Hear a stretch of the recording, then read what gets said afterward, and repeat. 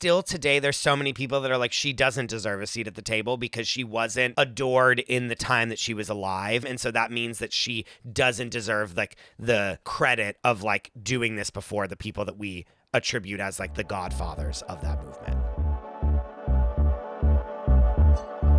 Is there anything more misunderstood in history than magic? Here's what your history classes conveniently skipped. The world was not built by logic and reason alone. It was built by something much more ancient. The Hidden History of Magick tells the true stories of the astrologer in the White House, the intuitive who sat alongside Gilded Age tycoons, and the black ops government agencies that have used mediums to talk to aliens since the 30s.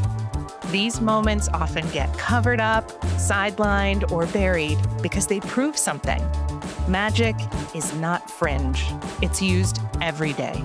Because while we've been trained to trust everything but our own intuition, the people in power never stop consulting the stars. They know something we've been taught to forget. Magic is real, and we have access to it.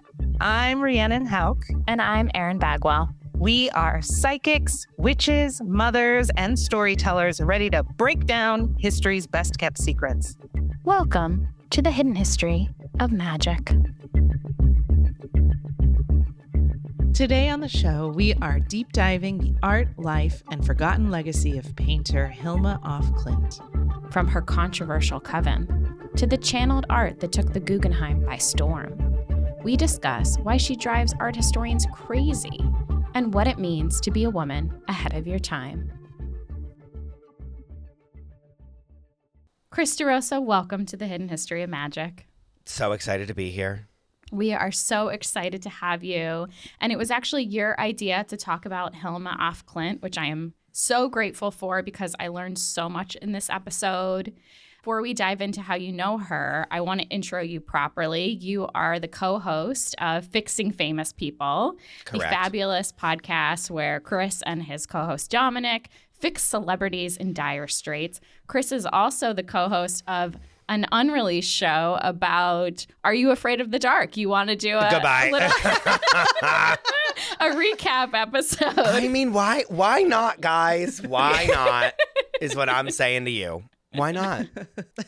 I think the people are time. clamoring for it. So, right? Yeah.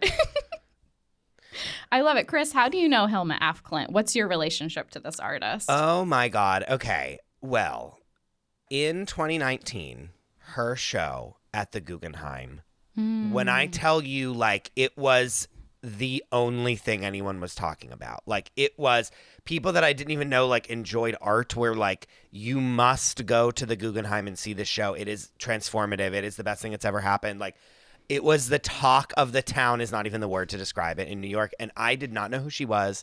And we went to this show with a bunch of friends. And it was just so different from anything that I had ever seen in like the New York art scene. And I fell in love with her. I was like, oh my God, I'm obsessed with this artist. I saw so much of like things that I doodled in the like margins of pages in school in this artwork, and yet it was still so powerful. And then, you know what I mean? It was just, you could tell that something different was happening, and I'm not even like into art like that is the other thing. I'm not like, well, like Hassan will be able to be like, well, this artist, blah, blah, and like knows everything, and I'm like an idiot, and I'm like, okay, like I like don't know anything, and the only reason I know anything about art is because of him, and like I could tell that this was like a transformative situation happening. Yeah. And little did we know that it would become the most attended exhibit that the Guggenheim Museum had ever put on, ever in the history of the entire museum. That's wild. Like, period. Like, you know what I mean? Like, and I have my fucking dancing knives out for these fucking people that are like, is she even an artist? Like, death. Like, I want to kill so many people because they hate on her, and I don't like it. Yeah, I gotta say, based on her notebooks and what she wrote, it seemed like she was less interested in having an audience of the art world and more interested in having an audience of a seeker. So you are her ideal audience, the people who saw it and felt that it was something Okay, bigger. love that. So she would appreciate hearing that. And Incredible. something people might not know, but in the background, normally where I record, I'm not recording here today, but normally when I record in the living room of my apartment, there is a print of one of the 10 largest, that's like the focal point basically of my living room is one of her paintings on print. And it's always right behind me whenever we record Fixing Famous People. So Wow. I love it. she's always with me. Anyway, okay, I'm done now. Well, I can't wait to get into it all. There's so much to discuss. I was telling Rhiannon earlier, I don't even know if we're going to scratch the surface of all that we could go into. I mean, this could be an entire podcast series in itself. So any historians listening, just know that there's so many deep dives, and we'll leave references and things that we found that people can kind of continue their education. But before we start, Rhiannon, let's set the scene. Okay, the year is 1907. Americans were hitting up their local Nickelodeon, the movie theaters that cost just a nickel to enter. Women were riding high on the fashion of the Victorian era, but be careful. Australian long-distance swimmer Annette Kellerman just got arrested in Boston, of all places, for daring to swim in a one-piece. Slut. Housewives got their due with a brand new holiday called Mother's Day. And to celebrate, you could buy your mom the first washing machine ever invented by the Hurley Machine Company of Chicago. Meanwhile, Hilma af Klint, a sapphic Swedish painter, just left her artist coven. Or was she pushed out because she was trying to become the head bitch in charge? At 44, her solo career is about to transform the art world with a series of 193 paintings she channeled from spirit called The Paintings for the Temple. However, per her instructions, they were not to be released to the public until 20 years after her death. I feel like to begin, we must begin a little bit at the beginning of Hilma's life. And I just want to state a couple of little facts about her. She's Swedish. She's from a wealthy family, and she grew up in a naval household. So a lot of military and maps and kind of traditional structures around her, which I think is really interesting. Mm-hmm. And being a military brat myself, I think nothing unleashes your creativity more than being in a very structured environment. And something that I want to note before we kind of get into her art education is that she actually lost her sister when she was 10 years old. And I think this kind of gets not erased, but kind of looked over. Yeah, it's 100%.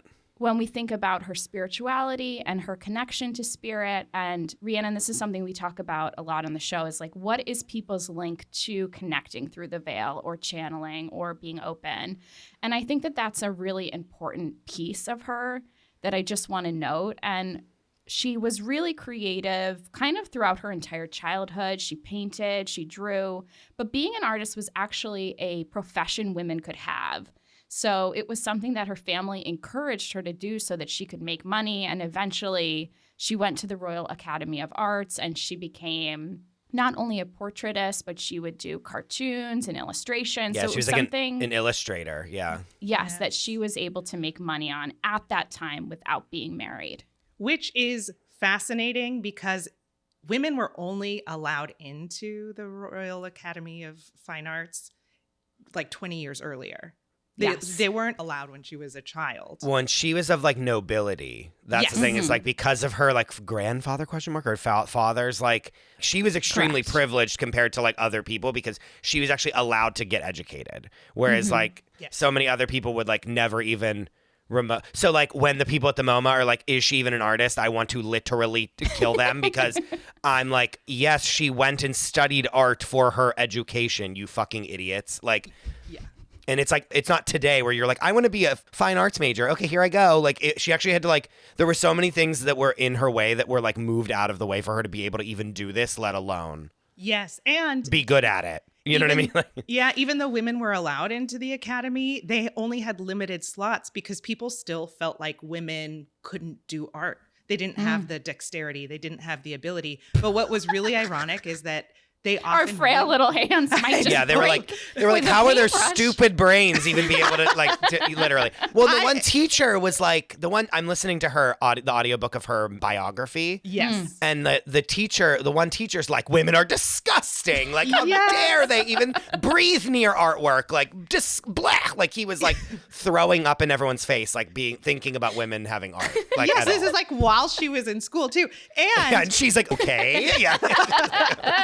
And then they wouldn't exhibit women because they were like, oh, you're just not good enough. Like, you could be here, but you're just not good enough. So then a lot of women used male pseudonyms, and then their art would get hung because they thought that they were men. Which infuriates me that then the people at these fine art like institutions are like, well, she never really exhibited her art, so like, can we even say like? But that's not true. She exhibited with Kandinsky. Exactly. Her and Kandinsky exhibited together. Exactly. I believe it was 19. I got it written down in my little notebook here. But they exhibited together side by side.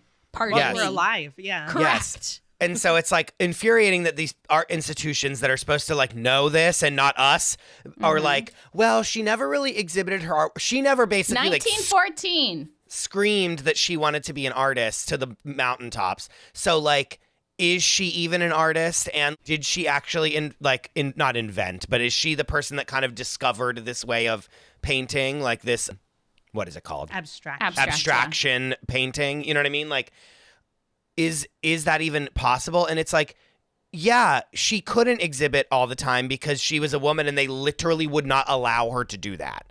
Like, should that not be factored into this conversation at all? It was so fascinating to learn that Sweden was so blatantly sexist too, because when I think of Sweden, I think of how progressive it is, and it was like neutral now, during the wars. And so I just assumed it would have been like that too, but it was so blatantly sexist. Yes. There were these things that had to happen in order for her to exist as a single woman her whole life too. Like when she was a child, I think she was like 9 years old, they finally passed a law where after a certain age, I think once you hit 20 or something, then they said that women could have their own voice and rights, and they didn't necessarily need to be married off. They can make their own decisions. And so it created this situation where it was actually more beneficial to be a single woman because then your husband couldn't own you, basically. And so it opened the door for her to be like on her own and single and not just married off. Let's not forget that women couldn't even hold credit or banks or their own finances till 1987 in the United States. That's our statistic. And so it is very revolutionary to give women this kind of agency. And just to ground the conversation a hair, what Chris is raging about is in the art world today, Hilma af Klint is seen as kind of this rogue on the outskirts. Historians don't know where to place her. So when we look at art history and we say, okay, this is the Impressionists, this is the era of these artists, these are the certain times and dates, and we have all of these, it's kind of like a lineage. Historians don't know where to place her. And part of that infuriating conversation is they don't want to make her a legit artist, because if they do, she supersedes all these men that it ruins. That's the thing, is that forever and ever and ever, Kandinsky and Mondrian have been like everyone's like fucking beating off to them, like creating this entire genre of art, which is they did do it. Like, it's not that they didn't do it, but they are two of the most famous artists to ever exist because of this. Like, when you think of Mondrian, you think of that one, I don't even know what it's called, and I don't need to. The one that is the black and white, the white background, black lines, and then it's a red, like a yellowish, and a blue square. Yes. And that artwork is like one of the most famous paintings to ever exist because it was so ahead of its time as far as like art is concerned. So to have that all come into question because there was a woman that was a lesbian, by the way, we keep saying single, she wasn't even single. No. You know what I mean? Like, lesbian queer woman that is also a witch and channeling spirits through her artwork and is like, you know what I mean? That they're like, burn this bitch at the stake. Like, what the fuck is this? Like, all these things that are just so out of like the realm, quote unquote, of what these other people are doing, that they, even today, so many art historians are like, I don't even want to like have that conversation because it rocks the foundation of what we think happened as far as like abstract painting is concerned. And I will say one of my favorite things, I highly recommend, there's a documentary on YouTube about her that is really, really spectacular and really beautiful. And I think when we listen and we hear conversations about her, I think it's really important to see the art too, because it's so moving to see kind of how she was able to kind of meld time and space through these beautiful images. So I highly recommend the documentary just because you're able to see the art alongside it. But one of the art historians in the film, something he said was so spectacular was that, you know, our Kandinskys took decades to be able to get to where they were. Like we saw them first do their landscape paintings, and then it would evolve over a long period of time. Hilma af Klint like woke up one day and was like, this is the entire thing that I'm channeling, and we're going to get into the spiritualism of it all and how it kind of came through. But it was so fascinating because he was saying like, not only did she not have a slow burn evolution, she changed the game completely within her own work, which is really revolutionary and very, very courageous. And not a lot of artists can kind of throw away their styles and what they're working on to go into a new depth, which also needs to be respected in this conversation. Yeah, like she isn't just like experimenting with this stuff. She just goes from like doing portraits or 0 like to 60. illustrations for like books, you know what I mean? And then she's like, actually, hold on, I'm going to do the metaphysical. This is what the metaphysical universe looks like, period. Yes. You know what I mean? And it's just like nothing she's ever done before. Yeah, I mean, which also lends itself to being like, I believe that this was like channeled through spirits, because it makes no sense that she would randomly go into this like realm of this. You know what I mean? Of like, what the hell is this? We don't know. Like, what is this? Do you know what I'm saying? Like, what is this? I'm obsessed with it, but like, this doesn't make any sense. And yet she just like, first time, you know, first trip trying to do this, she just like hits it out of the park. The documentary is called Beyond the Visible, Hilma af Klint. You can find it on YouTube. I watched like half of this. Yeah. Ah, gorgeous, gorgeous. I think before we dive into this spiritualism, I think it's important to talk about the coven and kind of the role that kind of safe place took for her. That's a group of women that kind of came together to work together called the Five.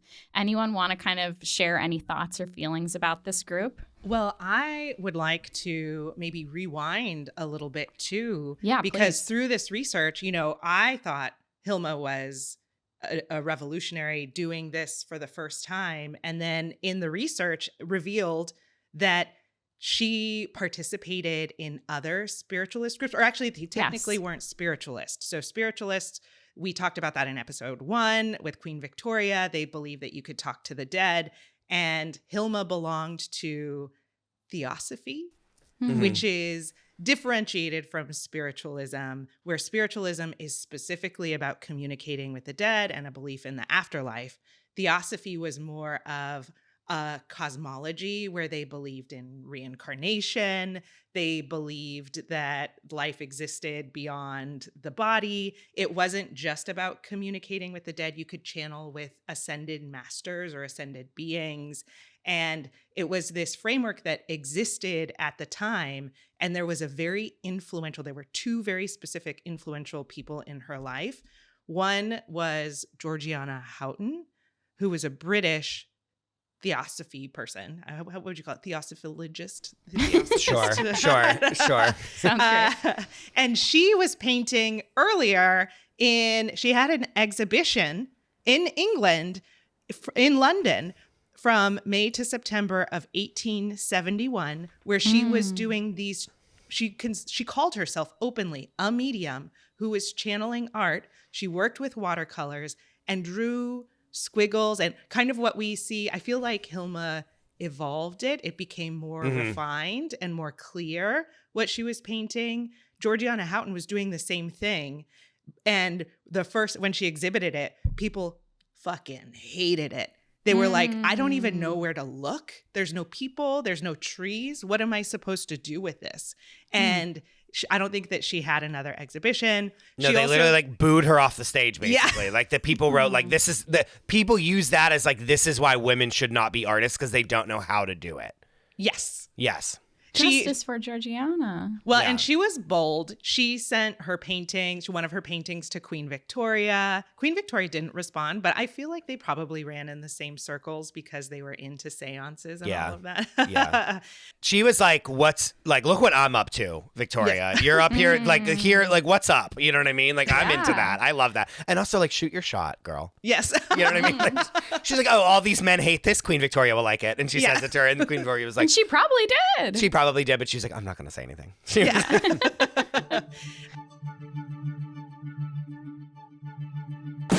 Hi, Erin here. If you've been loving the conversations we're having and you are curious about going deeper into your own story, I highly recommend booking a session with my co-host Rhiannon Houch. Her soul session stories are unlike anything I've ever experienced. She guides you through your own inner world, helps you uncover patterns, connect the dots, and can actually shift what's been keeping you stuck. I had a reading with Rhiannon about a year ago, and honestly, I think about it all the time. I think of Rhiannon as kind of like the intuitive's intuitive, because she gives you not only a connection to your guides, but this beautiful cosmic blueprint that can really ground you and anchor you on your journey ahead. She also offers 15-minute intuitive sessions if you're looking for something quick and focused, as well as one-on-one mentorship for ongoing support. You can book with her at rhiannonismagick.com/connect or click the link in the show notes below. Trust me, you're going to love your reading with Rhiannon. Okay, now back to the show. But then after Georgiana, in the same lineage was Bertha Valerius, who is probably the most influential. I think that we can call her a mentor to 100%. Hilma. 1,000,000,000%. Yes. And so she had a circle where the five met. It was originally, Valerius was part of this group called the Spiritualist Lending Library, which is the oldest spiritualist group in Sweden. It was founded in 1877. And then she kind of broke off from that group and created her own called the Cloverleaf, which was a mediumistic circle. So they just got together and talked about theosophy and channeled beings. And then that merged with another group that became the Edelweiss Society. And that is the group where Hilma, Anna Castle, and a few others that eventually became the five. Yes, they eventually broke off and became their own thing. But Valerius had a journal that she gave to Hilma. Yeah. And Valerius famously channeled one day about the future of art, which kind of inspired this idea of what it could look like if it wasn't just men drawing landscapes, where she said that a spirit named Charles spoke of a new epoch in art. The time was approaching, he said, that it would involve men and women artists equally. The priests and the priestesses of art need no materials other than the fine waves that surround them, which resemble the air around them. To create works of genius, they must only develop the strength that lies in the pure will to be beautiful and free of all the defects that one finds in the work of earthly artists. To paint is to let the light shine, and that the artist forms in his own spirit. And so this was part of the notebook. I mean, those people kept notes. They kept minutes of all their meetings and recorded everything. And so this notebook got handed down and became almost like the Prayer way that book, Bible. Yeah. Yes, the way that they modeled the five. When it was so new, I feel that it was just so new that like they were like, a lot of this is just like, oh, we can channel these beings, like let's do it. And then they're just like, it's just like the Wild Wild West. Like they're just like, what's up? What's happening? Let's. It's like truly for science's sake. You know what I mean? Like they're just like doing it. And then as they start to get these messages, I mean, tell me this isn't a show. Like, is this not a scripted show? Oh, absolutely. With like all of them, and then the five are the main characters, and it's all them and their different things, and then like, because then even as we go through this, and people are like, what are they talking about? But like, she's in a mediumship group with her mentor. They then break away and do something. Then it's like just a smaller group because they're like, well, these other people don't get it, so we're gonna get it. You know what I mean? And then they have their own little group. Then I think Valerius dies. Is that not correct? She dies because she's way older. And then she even comes to them later as a spirit and is like, hi, it's me. Like, we're good. Like, keep going. You know what I mean? And so it's your old friend is how she would show up in the group too. To think that then, like, she's then on the other side of it guiding them. And then they even break off into the smaller thing called the Five. And then even within the five of them that would meet every day. And I was listening to a podcast where there's some book that's like a scan of their notebooks that you can just buy on the internet. And it's like in the dark web somewhere. And he bought it. And like in the corner of the page is like their initials of who was there that day. Yeah. And he basically was just like, if someone couldn't be there, it was just 4 of them, or it was just 3 of them, or it was all 5 of them. And like, even within the 5, then Hilma and Anna Castle are like, we have to take this like worldwide. Like, we have to like exhibit this and show people and like come out of the closet about this. And like, it's the point of this is that we are gonna start a revolution. And even within the 5 of them, like, they don't agree on that. And then they eventually have to, the 5 breaks is a great title of an episode of this scripted television show that we are going to write together. Absolutely. Is it not though? I was like the listening to the story. Drama. I know. It is amazing. Come on. There's something so interesting too. I don't know. I remember going to Lilydale for the first time and hearing like the drama of like what it takes to structure a town around spiritualism. Yeah. And in my very naive brain, I was like, oh, well, everyone like is so unified in their beliefs that everything will just work, you know, and it'll just all get along. No, our human minds like muck it all up. So I love the idea of these women who are so powerful and so deep in their spiritual practice that they were kind of jockeying maybe for power and for position and for vision of what it could be. And I've certainly been in covens where, you know, certain things have transpired and fell apart, and you all have different missions and views of what your purpose is. So it's very fascinating. And then even just to think that first of all, the drama. Again, we're writing this. This is our show we're writing together, by the way. But like the drama of all of that, and then and even within, it's like you're all getting the same message, and then like, but you're all interpreting it a different way because clearly they are not interpreting it the same way as Hilma is, because they're like, no, like what? Like we're not doing this. And I will also say something that I channel later with Hilma is that courage is such a big part of her identity and what makes her stand out as an artist. So I could also see her really being ready to take the leap and like expose or share or teach others, and then having other people be like, no, we can't, we're not ready. You know, that's a self-holding belief. Yeah. Well, I will also say that I think it's less of differing beliefs that broke up the 5, and it's absolutely lesbian drama that broke up the 5. Agree. Yes, because the thing that broke them apart in 1907, it was like the thing that caused the major rift, is that Hilma was like, I received a message that we need to do a ceremony, where she was often portrayed as the masculine energy. She had really progressive views of gender, and that the lines should be blurred between gender. Well, that's something I feel like in a lot of as I was learning about what the symbolism of her art was, a lot of it, there's like a U and a W. W stood for like the conscious world that we're in right now, and then the U stood for like the astral plane kind of a thing, and that like those need to meet, and then a lot of it was like the duality of the genders are blending together. Like that's like she's like so progressive at this time of being like, and I think it's like the motivation of it is like equality for women. You know what I mean? Is like what we're kind of the result we're trying to get. Well, and maybe it's not even just about women, but it's also about, I mean, she's a queer woman and maybe genderqueer. And she talked about how she thinks that most people are walking around in the wrong gendered clothes, that you're dressed one way, but underneath it, you're something else. And there's not necessarily models in very sexist Sweden of what that could look like. Yeah, sure. And she often painted snails because they were this like hermaphroditic symbol to her, that it was like the goal is to ultimately blend both genders in yourself. And so to her, she was this masculine energy, and Anna Castle, her lover at the time. So it wasn't just like a group of right. Like she had a very specific connection with Anna Castle. And she was like, I have channeled that we need to do a ceremony, and I will sit on one chair and be the man, or be the male energy, and Anna will sit in another chair and be the woman, and we'll merge together. And it was almost like she was trying to do this like wedding ceremony. Sure. And that's where the other women kind of drew the line. They're like, I don't know, that's weird. And they refused to do it. And Hilma was so hurt that they wouldn't go along with it, that's part of what caused the break.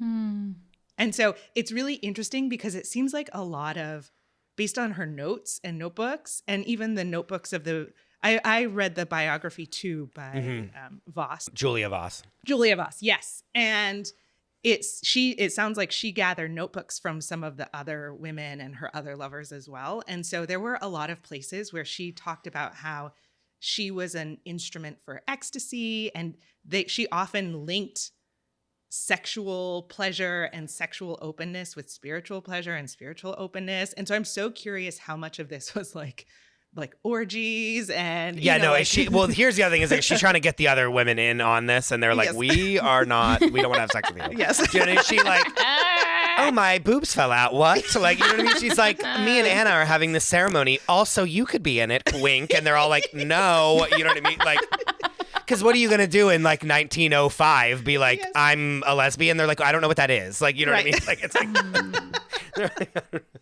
Exactly. I didn't even think about it that way, where she's like trying to seduce everyone. Yeah, and they're like, we have to go. They're like, we have to go. They're like, it's going to be a no for me, dog. Like, it's gonna be...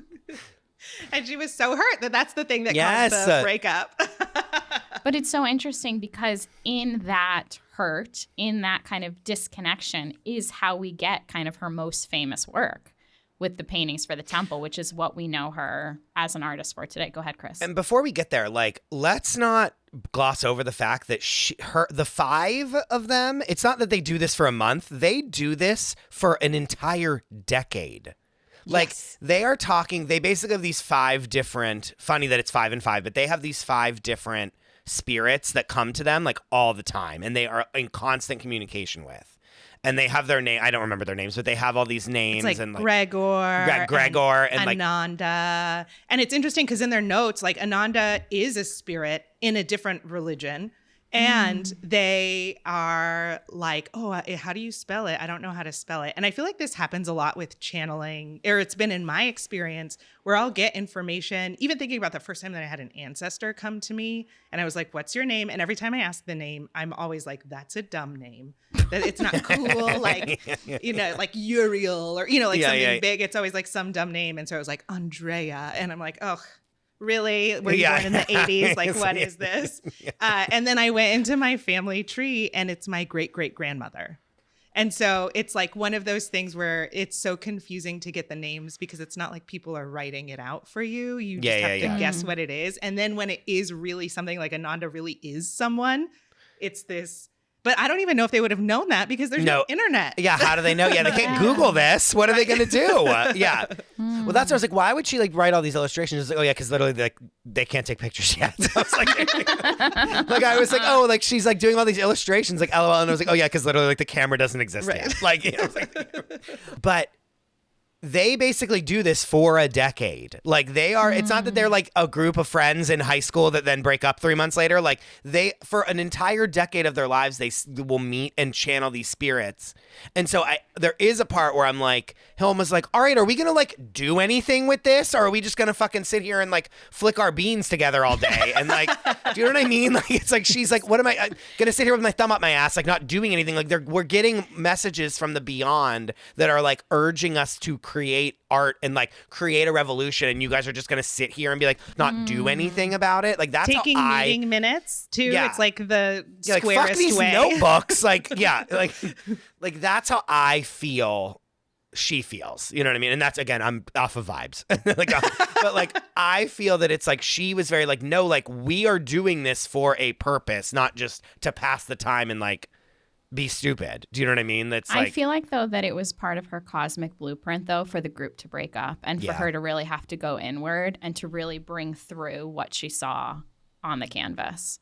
And I feel like this group gave her so much confidence to really tap into her spirituality, to tap into her ability to channel, to get comfortable. And I feel like she almost needed to then, it feels to me like a safe blanket where you feel really comfortable and you feel really good, but like she did need to step out and she did need to explore on her own. Because she needed to know that other people were doing this. Because that's when the spark is lit and we get what we know her for now. And also it was cosmically needed to happen for our show, where that's going to be like a season finale where she has to walk away from the 5. And absolutely. And then season 2 starts the next year, 1908, when she, for the first time, meets Rudolf Steiner, who became her obsession. I do not get her obsession with him. P.S. Beautiful transition, by the way. Tell us about Rudolf. Well, he is the creator of the Steiner schools. He was a big guy in theosophy. Now, the only issue in the beginning of this relationship is that he is Austrian and he speaks German, and she does not.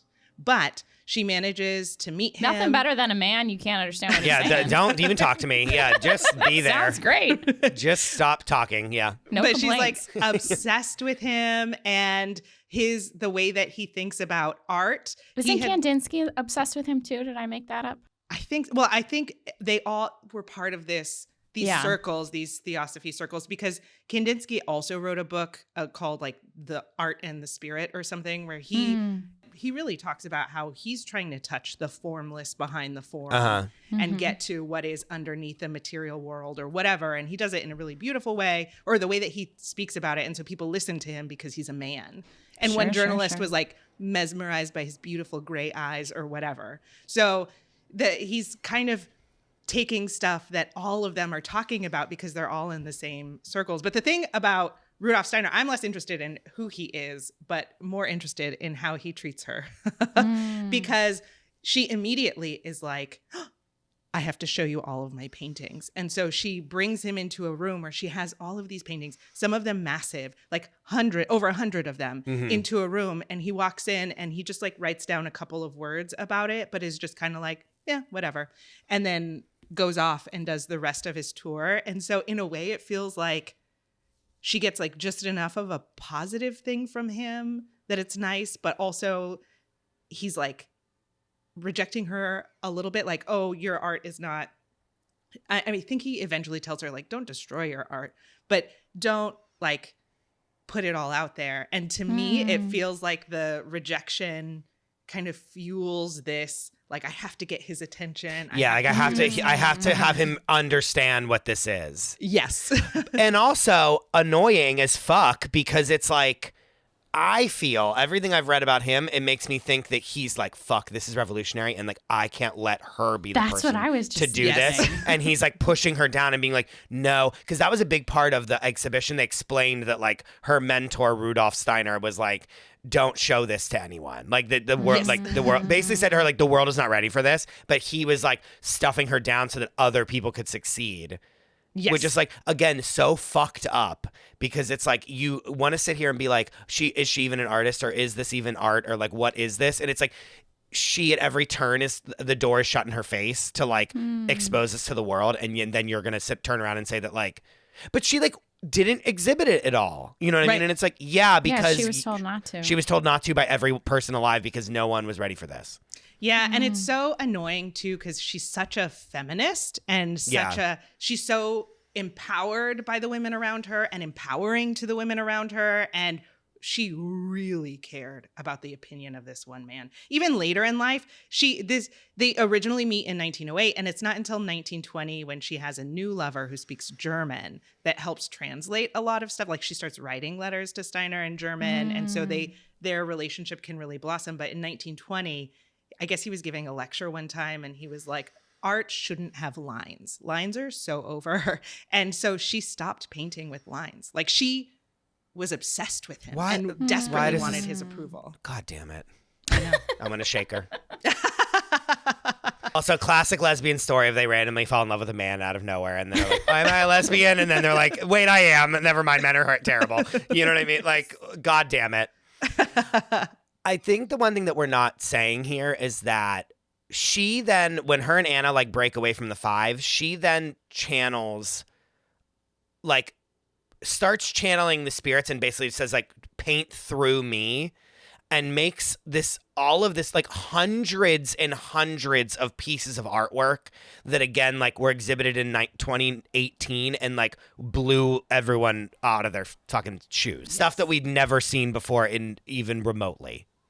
Yeah. Oh, what's interesting about that too, that's the thing that Rudolf Steiner told her, is that maybe you shouldn't channel these beings and let them paint through you. Maybe you should follow your own intuition and paint from your intuition. And so I wonder how much of this, like, oh, she's not really an artist if she's just the channel instead of it being her own artistic instincts, is part of what they were talking to her about too.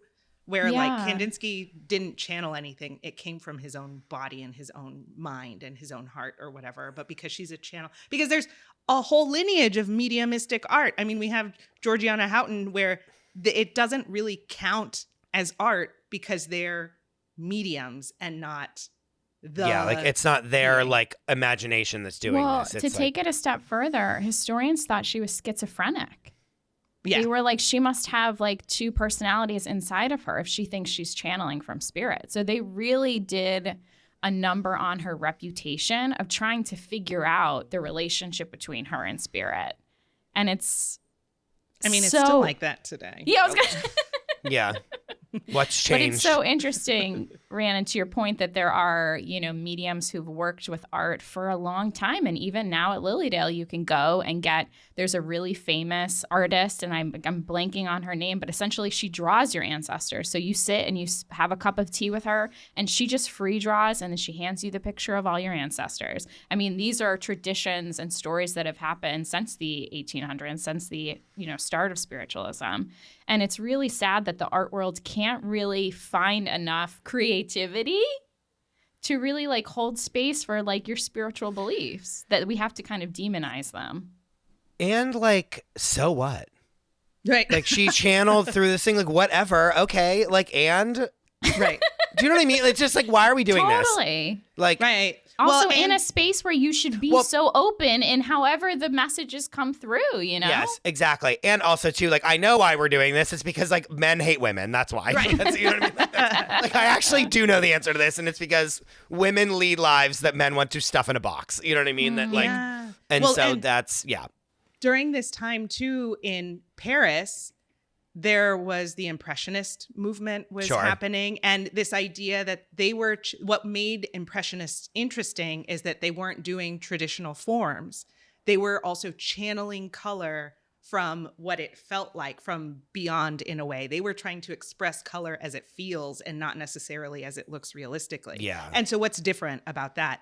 Oh, and then Kandinsky, he said this thing about, when he explained his style, he said that he had to free himself from nature to find expression. And so in a way, he's also talking about channeling. Yeah, and also like not painting a landscape, which is like what they said about her being like, they were like, why do you even do this? It's not a landscape. Like, I don't even know what this is. Yeah, and then she could paint a landscape, and that's how she got money, was getting commissions of portraits and landscapes. So she could do both. Isn't every form of art, from singing to acting to dancing to painting, a form of channeling? Aren't we in our bodies going somewhere that's so in flow, so in motion that something beautiful comes through?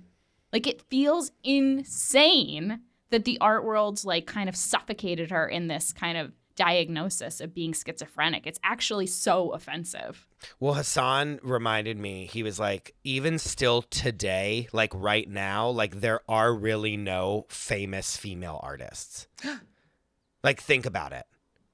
Yeah, I think of Georgia O'Keeffe, and maybe it's just because her like, work looks like vaginas, and so men are like, what is this? But like, they're like, yes, there's like a handful that are like household names. Georgia O'Keeffe, like Kusama, obviously. Oh, yeah. But like, and she had struggled, like, you could do a whole freaking, please, we could do a whole thing about her that's like, she struggled so much.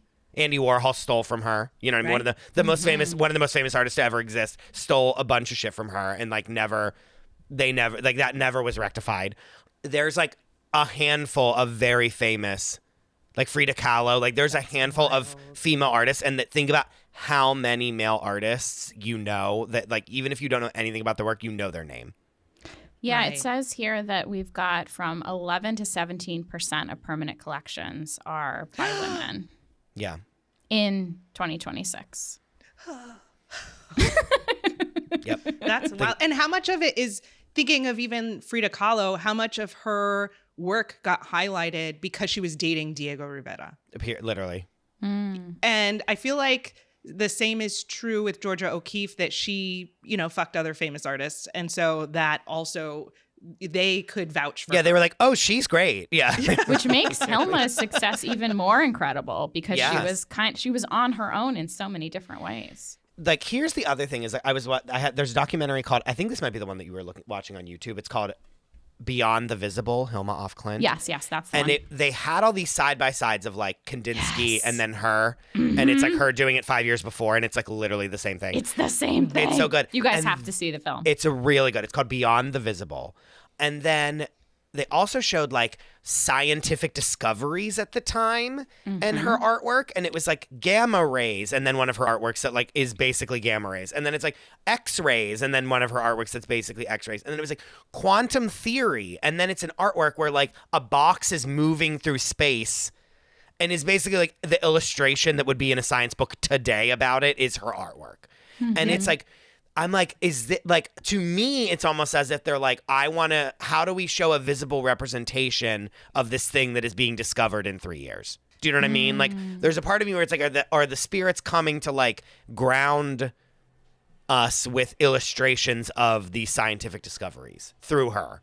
Like, Right. that's so interesting to think about. She has a whole series called The Atom, where she's talking about there's like little changes over the series because it's representing radioactive decay. And it's like, how would she know anything about that? I know, Like, do you know what I mean? she said that she knew about that it exists because the Curies had won the Nobel Prize. And actually the fact that Marie Curie had won a Nobel Prize, which is true. in Sweden, Yeah, was yeah. one of the things that opened the doorway for women to have a teeny tiny, I guess it's possible if you're exceptional to have a little bit of respect or whatever.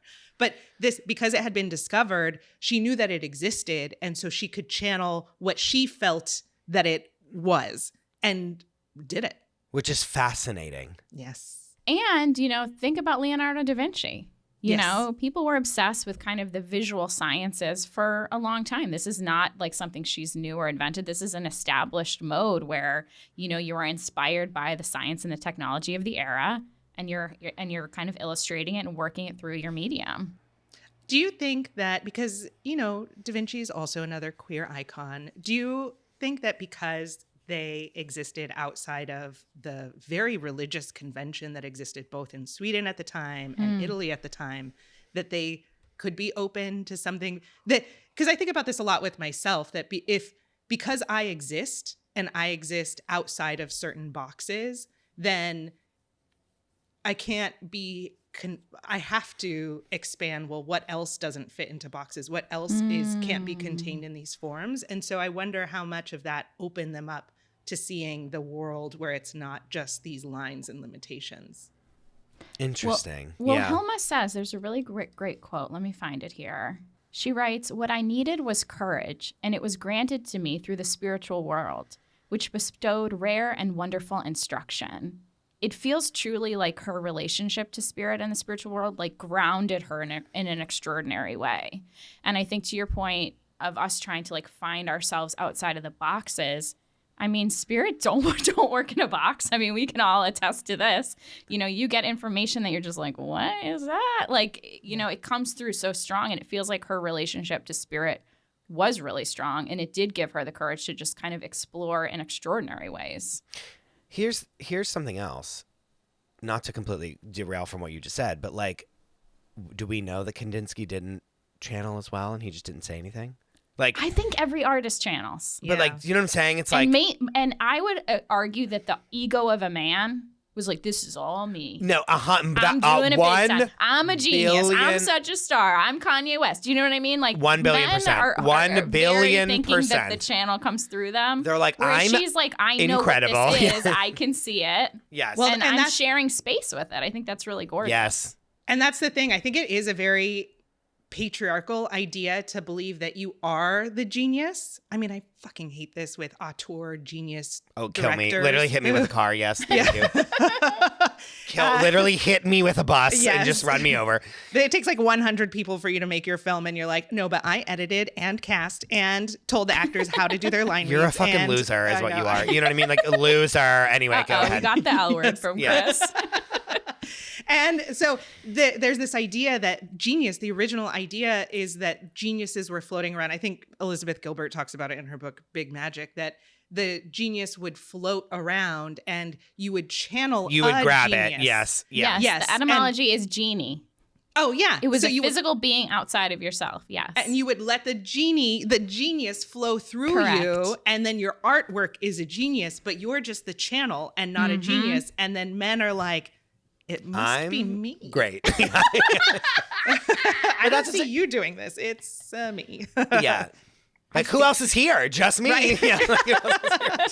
Now, Kandinsky did say something that was really beautiful that makes me think that he is spiritual. And I think about this a lot. There are so many people who are walking around saying and doing spiritual things, energetic things, ethereal things, and they just don't have the language or awareness of it because of their belief systems, or Sure. they're too material and there must be an explanation. Someday I'll figure it out with the scientific method or whatever. But he talked about how the depictions of houses, trees, and people contributed as little to the understanding of art as birds twittering, plates clattering, or thunder rumbling did to music.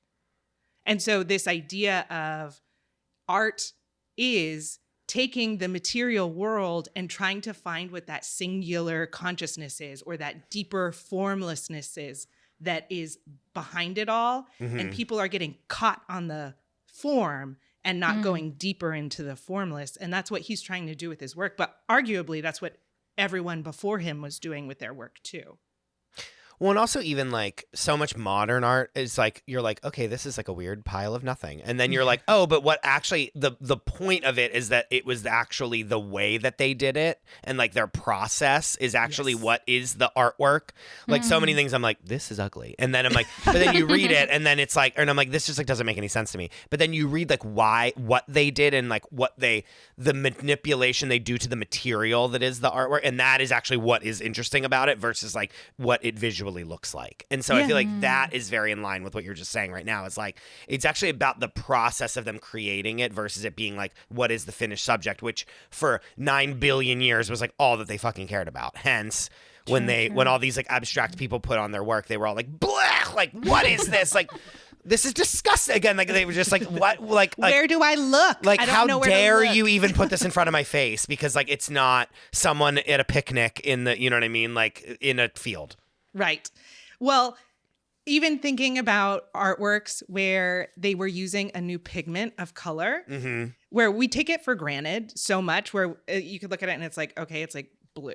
I just see a blue canvas. And it's like, no, they had to invent that blue. That blue did not exist before this moment. Which is interesting. You know what I mean? But you see it and you're like, okay. You're like, I can do this. Yeah. You know what I mean? And it's like, no, they actually like had a chain reaction in a lab that made this blue that like you wish you could do it and you couldn't. And it like blew up in their face 65 times. You know what I mean? Like they were like, you know, like when the TNT blows up in like Looney Tunes, like that's like happened to them like 65 times. And then they finally got this one, you know. And now you can buy it at Michael's and you're like, whatever, I can do it too.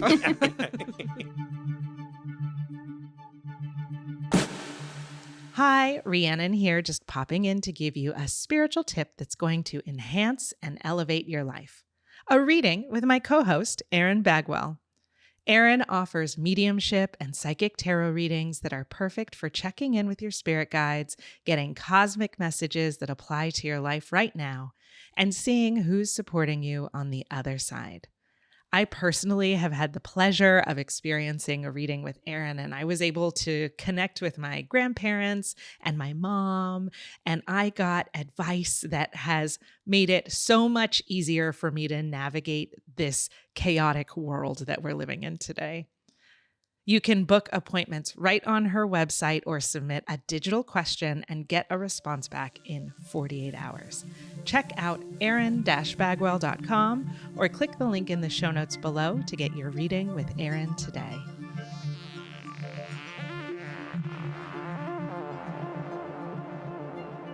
Before we get to the cover up, I do want to share something else that I thought was really interesting about like when her art comes through to the world.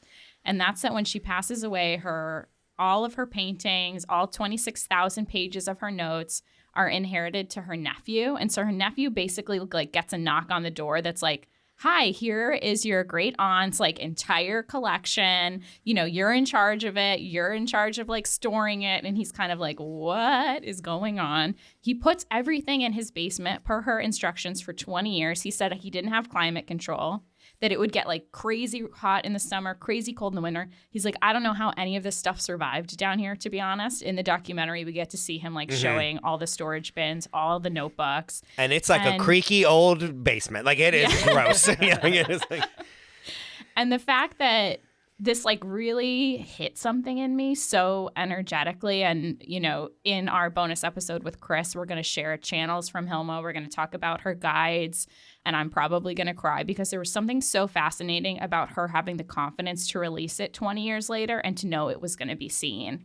And I think as a female artist too, we talk about this, Rhiannon, a lot about like how we are so under pressure to be seen and witnessed right now with social media. And the idea that she was like, no, this is the guidance and this is the intuition that I have and this is the message from spirit. Like this is going to come out in 20 years, period. Well, also, I think this is part of the influence of Steiner, where he's like, the world's not ready for your work. And she had been rejected so much in her life that no one got it. And they thought that she was crazy and they thought that she was weird. And she would have lovers who were like, oh, you are like ecstasy in motion and you're such a gift and you're so brilliant. And then she would lose those lovers or whatever. Like there were all of these ways But I kind of like that. Human life. Yeah. I like that she didn't have to take on the physical body experience of having the art be shown and having to deal with the energy of that. It was almost like spirit was like, girl, you're good. You live your life. You create as much as you want. And in 20 years, we're going to handle it for you. Like, I love the idea that she leaves the earth realm and then the spirit world's like, zink, like, now we're going to make it happen. That you don't have to physically take the burden of all this sexist bullshit. However, it takes way longer than 20 years for anyone to care. Yes. Because she's exhibited in the 80s. You know what I mean? Like there's something, there's a show in the 80s and this guy is like, this is trash. And I'm like, I'm sure he's dead by now, but I was like, I want to literally mail him a bomb.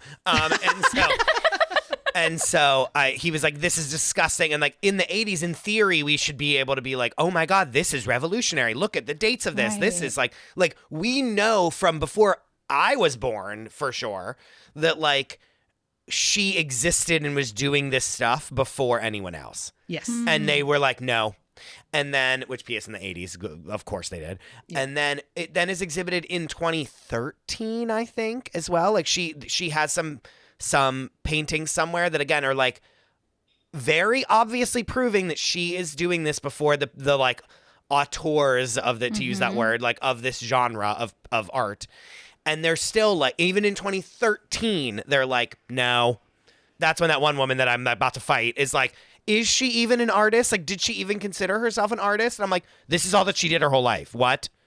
She went to school for art and then became an illustrator and an artist. Like, yes, she thinks she's an artist. You dumb idiot. And then it takes the entire Guggenheim Museum, one of the most famous museums in the entire world, to exhibit all of her like amazing paintings in one huge like takeover of the museum exhibit. Yes. That like it takes for the world to be like, this woman actually deserves a place next to these people. Yes. Also, the best part of that story, I think, is that is this what you were going to say, Rhiannon? I think so. That we're all jumping at the bit to say that she had channeled and she had a vision of a museum that spiraled up and that her art would be shown in it. So just another gorgeous and then it was a temple. Yes. And it was a spiral building. And it is literally exactly the Guggenheim. And like, how would the Guggenheim didn't exist yet. Like, how would she know?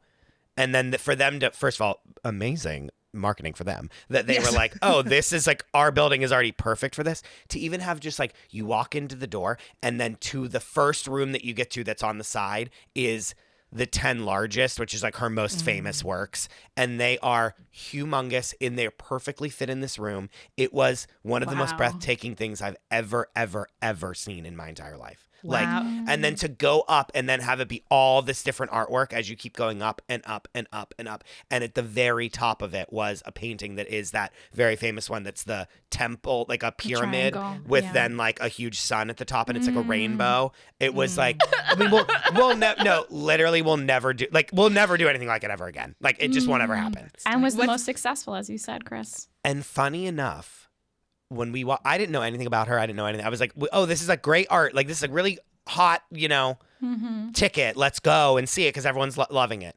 We walked in there, and before I read anything about her, I literally turned to Hassan and was like, oh, she's a witch. I was like, this woman, I was like, she was up to stuff here. I said, I can see it. And I was half joking and half not. I was like, oh, she was into some play spiritually. Yeah. And I was like, some things, and Hassan was like, why are you saying this? Like, you're an asshole. Like, why do you have to make everything a joke? Like, this is so, he's correct to do. You walk into the thing, the first thing it read, it was like, she conjured spirits her whole life. I was like, told ya. I was like, yeah. What's interesting about her channeling too is that it does start with, and she says this in her notebooks, that it does start with the first time. She just didn't realize it. But right before her little sister died that launched her down this spiritual path, she saw 2 coffins and felt like it predicted the death of her siblings. And so she knew that her sister was going to die before she died. And those images were like the beginning of her gifts. And then the more that she surrendered to it, because when she joined the Edelweiss group and the 5 at the beginning, part of why it was a big deal that she was kind of taking over was because she didn't even channel drawings at the beginning. No, she didn't even channel at all. She was just there. Yes. Yeah. Like, she was like the little apprentice that was like and it's so perfect for a show because it's like, and then at one point the spirits come to her and they're like, Hilma will be the person that is going to like lead this to like the completion. And all the other older people were like, I've been here forever. And she's going to be the one that does it. Like, she perfect. Can't even do, she tried, there was like some machine that you could draw with, and she tried to do it once and she choked. And so they were like, she can't even do the machine. They're like, loser. Yeah, they were like. And so it's such a big deal that she went on this journey where she had it. They were knocking, they were tapping, and she opened it and opened it. And the more that she opened it, the deeper these relationships got. The more that she just surrendered herself over, the more that she could draw these things. And then people were brought into her life, like Thomasina, who was her life, like the love of her life. They stayed together until the end, who was a nurse, got her into botany, and that created the series of flowers, moss, and lichens, or whatever that series was. And she believed that she could see, she was like, since the plants don't have bodies that trap the spirit, we can absorb plant spirits, and that's how it can heal us. And that's what people who use plant medicine have been saying forever. And she didn't have a background in plant medicine. She wasn't raised in this experience. It's just from communing with drawing the plants that she was able to learn things as well. I love and that. so the more that she channeled, the more information she got, the more her drawings shifted over time. And so it's kind of incredible that we get to see so many works. She also, like, she would have drawings of plants and then have these, see this like upside down cross that I'm showing you? Like, she would then have these symbols that like, and it was basically what she took from them, or like what. And so this one symbol that is like the fire ant is like deceptive powers. And then it says ill will, schadenfreude, vindictiveness, capacity for work. And it's like she sees these things and then she gives them these symbols that all mean something. You know what I mean? And she like she sees in the fire ant like a thing of like nefarious stuff going on. You know what I mean? It's like she was so, even in her work with plants, it's, you see so much of this artwork. Again, like, look, here's a sunflower. And then it's like this circle that's very, see this circle with the dots, and that's very much like the Atom series. You know what I mean? It's like even she like kind of built this vocabulary of art that then she then applied to all these different things. And I find that so fascinating. Also, the sunflower, fun fact, is the symbol for spiritualism. Oh, really? That's Lily Dale's logo as well. Because if the sunflower finds the sun, it's known to turn and move. So it'll always find the light. Oh, the other thing that's interesting is that they were using this machine. Like when they would do this channel for a decade, they would use this machine that's basically like the first version of a Ouija board. Yes. With it was this thing that would like turn and have the letters and like. We've got to do an episode about spirit technology. There's a couple of different iterations. I find it so interesting. Well, like we talked about with Queen Victoria, people were, and I wrote down this really beautiful quote from a science historian. He says, "We have forgotten how to marvel." With so much new technology coming through. And I'm seeing this kind of with our era too right now with AI. It's like, what is possible? What is the world? We're really redefining and reorganizing our thoughts and beliefs. And Hilma was certainly part of that generation of privileged women who did seances and were kind of part of the perfect cultural community that had access to spiritual things. And obviously she took it a step further. Well, just to recap that, I feel like most of the subjects on this podcast, the cover-up is very much just not allowing her at the table. 100%. That it's not even that it needs to be very nefarious. You just have to be like, that woman is crazy. And that's enough for us to just disappear her from the archives. And still today, not even like we're going back and we're thinking about it, like still today, there's so many people that are like, she doesn't deserve a seat at the table because she wasn't like adored in the time that she was alive. And like, she didn't like stick her flagpole in the like, abstract painting movement and being like, I am here and I did this at the time. And so that means that she doesn't deserve like the credit of like doing this before the people that we attribute as like the godfathers of that movement. Yes. Still today, they are like not, they don't want her to be a part of this. Death. Yeah. Well, and she is a white Scandinavian woman of nobility, and she cannot have. So it makes me think about all of the people who get pushed out of the institutions. Correct. And really, we have to remember that the institutions do play a role in mainstream culture because they are the curators. They are the people that are saying that this is allowed and this is not. This is art and this is not. And even the idea of the institution of psychiatry was beginning around her era, so they could go, she's schizophrenic, she's not. This person who's talking about touching the formless is a genius, his beautiful gray eyes, but this person who is talking about experiencing the formless and just trying to capture what she's experiencing. Yeah, this person that's doing it yes.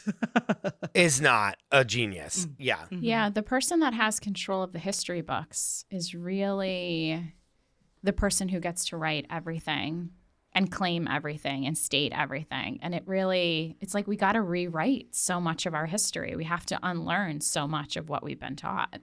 And what I learned from this is we know about her. We know so much about her because she was a prolific journaler. Yeah, I know. I'm like, I don't write down anything. I don't write down anything. What am I either. going to do? Well, no one's going to know anything about me. Well, you have a podcast. No, I know, but I like make fun of people. I'm not saying like, I'm going to be like, I like fell down today and it was funny. You know what I mean? That's not what people need to know. I know, right? Like it's like we know so much, and like she's able to have all these different documentaries and biographies. Now that we like know about her, like there's all these different things telling her story because it's so easily told because it's there. And it's not even just about translating her works, because I even think about, well, maybe I'll write this down because it's about work or whatever, but she's talking about her relationship drama. She's talking about what she thinks about people. We know that she got upset with Anna Castle because she was trying to build this temple herself and never got there because it was meant to be the Guggenheim. But she got upset with Anna Castle because Anna lent her money to build this temple, and she's like, why didn't she just give me the money outright? And it was very like Charlotte York and Carrie Bradshaw. But we know all this because it's in her journal. So I kind of walked away from this like, should I have a diary? Same with Queen Victoria. She wrote copious journals as well. Another gal with a journal. My toxic trait is that I have 4 journals, but I don't like write in them synchronistically. So like I'll write one note in one, and then I'll write another note in another. Like I have like 5 it's a mess. It's a mess. It's such a mess. And if a historian found, they'd be like, "What the fuck?" I took away, the one thing I want to like highlight too is like she practiced this for so long before she did it. And I know that no one wants to hear that. And I know that everyone wants to do, I want to do this. I want to do this and I want to do it right the first time. And if I don't do it right the first time, I'm a failure, which she also did that too, where she tried to do the writing and then they were like, boo. And then she like, didn't do it anymore. The fact that the 5 were there for 10 motherfucking years, like, you know what I mean? Like 10 years channeling and learning and doing all this stuff, like practice. We don't promote practicing or like learning the craft or like experimenting and trying and failing and doing it again and learning from that. We do. And I know it is the most cliche thing in the world, but it's still, we do not promote that. We want someone to go viral accidentally and then be amazing for the rest of their career. Do you know what I mean? We want it to be, look what just happened out of nowhere. And this thing was incredible. And like, who could ever know? And like, they didn't even have any training and they just have raw talent. And it's the best thing ever. Well, it goes back to that idea of being witnessed. Like we're in such a witnessed, obsessed culture that I love the idea of her kind of being able to do her work and put so much into it without the expectation of it ever having to be seen 20 years later. Like what I think for me as an artist, like I've put so much pressure on myself to like, oh, it's got to get out there and I got to get the numbers. And it's like, no, bitch, like just do the work, focus on it. And then like, let spirit handle where it needs to go. The podcast I have now is the 4th podcast that I've made. And so like, everyone's like, oh my God, you just like did this and blah, blah. And I'm like, no. When I was like young, when I was like in my early 20s, I did a podcast right when podcasts were starting and like just talked about whatever. And like looking back on it now, I learned so much about podcasting just from like the technical standpoint of it, doing that first one. Then I did one where I interviewed people. And at the time, whenever that was kind of taking off and I was like, oh, I could be this. And it's like, and I learned so much about interviewing people and talking and doing follow-up questions and at a time where I was like learning how to do that for television as well. And like learned so much about it. And that podcast, it didn't go anywhere, you know what I mean? But it was fun to do and I learned so much. Then I did one about sustainability with my friend, which was like a thing that I was like, oh no, I want to do this again and I really like it. And this is very fun, but like I want to do one that's not about this. I want to do one that's about a subject that I really love. And then that brought me to what I'm doing now. Do you know what I mean? It's like all those other things, like yes, none of those became my podcast that's medium successful now. But like that, I learned so much looking back now. I learned so much about what I wanted to do and what I wanted my voice to be like and what it was like to interview people and what it was like to do this. And like, I would never have been able to, Dominic and I would never have been able to do Fixing Famous People and have it just be a success right away, if not for me learning all those things. Yeah, and Hilma didn't even, release and start working on the paintings from the temple until she was 44. Yeah. And this is an Instagram stat I send Rhiannon all the time is most women millionaires start in their 40s. Period. Mm-hmm. Period. Yeah. Something that I love that she said too is that there were often times where, again, she had a lot of rejection, where she felt that she couldn't go on. Was or her whole career a rejection? I mean, to be honest, she never really had that moment in the sun. She never did. No. And we're going to talk about it later, how she feels about it, by the way, with me channeling her. I'm chomping at the bit, as you know. Did George come through? I'm not saying anything right now. God damn People it, going to Erin. have to pay $5 to get over there. Channeled, and I will be sharing what I channeled. Okay, good. Reaching to her spirits. Would like to say too that in her biography, at the beginning of the biography, there are 5 misconceptions about her, and one of them is that she never exhibited her art. She worked for the majority of the end of her life. She was trying so desperately to have her work put on display, and people just wouldn't do it. Or she did it the couple times that she did have it on display, people didn't understand it, they didn't get it, they didn't like it. They were like, "What is this? Women are idiots!" Like blah blah blah. And so she desperately tried. I think the big debate is she did display her work that was landscapes. She did have exhibitions that were landscapes. She never exhibited the abstract art. That's why she's so problematic. Yeah. And that was the challenge. Because she wasn't allowed to. Yeah, she tried to exhibit the abstract stuff, and then people were like, we'll take this one, and it was a landscape. Yep. And so I was like, fine, I need the Death. money. Yeah. Yeah, sure. Yeah. One of the things that she had talked about too is that, through all this rejection, she said, I am so small. I am so useless. Yet the power that runs through me is so great that I must continue my work. And we'll see you guys for the bonus episode. I mean, gravestone. That's gravestone material right there. Wow. We're going to talk about it all in the bonus episode. I have her advice for artists. I have what she thinks about her critics. Oh, God, I'm not ready for this. I have the energy that she brought. I have personal stories from her. Rhiannon has channeled with the spirits of her creative guides, and a lot of really interesting things come through. We have so much to talk about in the bonus. Please join us on Patreon or as an Apple subscriber. Christopher, thank you for being here, for being such a huge champion of our podcast, for sharing our trailer, for giving me my start as the Buffalo medium on Fixing Famous People. Mm-hmm. I will say, when I channeled Hilma, it was very similar to channeling Jim Henson with you, and a lot of really cool... I'm not going to survive this. So people can listen to Fixing Dead People, where Chris, Dom, and I channel other dead celebrities. Chris's Patreon. But is there anywhere else we should find or look for you? First of all, I'm so proud of both of you. Can I just say that? Because even when you came to me with this idea, I was like, this is a great idea. You have to do this. I'm making you do it. Like, I was like, you will do this over my dead fucking body. I love and that I will talk about Hilma. Yeah.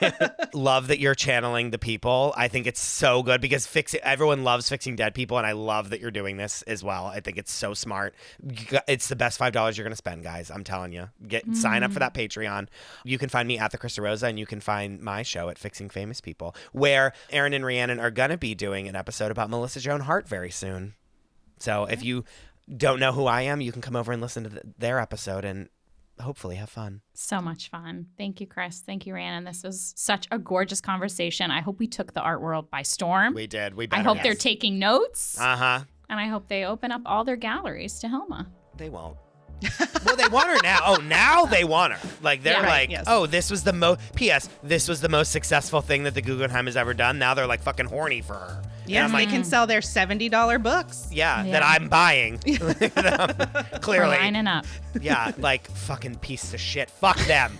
Death. Anyway, goodbye.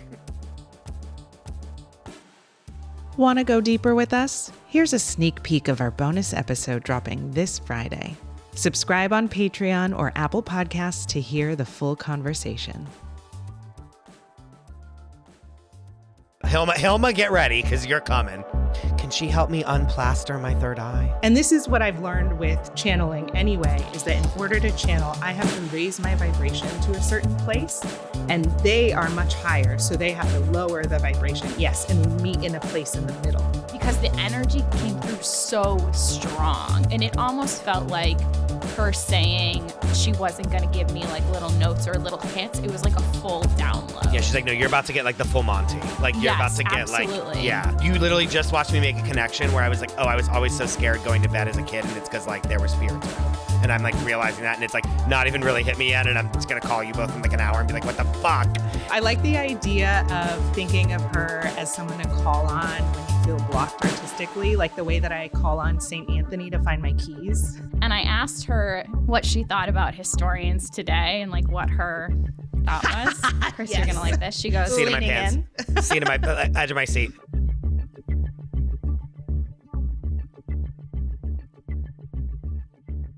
Thank you so much for listening to the Hidden History of Magic.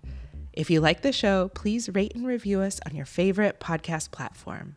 This show is produced by Rhiannon Houch and Erin Bagwell. A very special thanks to our patrons who make this podcast possible. To join our coven of gorgeous witches, get bonus episodes, attend live events, and learn real magic inspired by each episode, join us on Patreon. If you would like your own personal reading from Rhiannon or Erin, check out our links in the show notes. Until next time.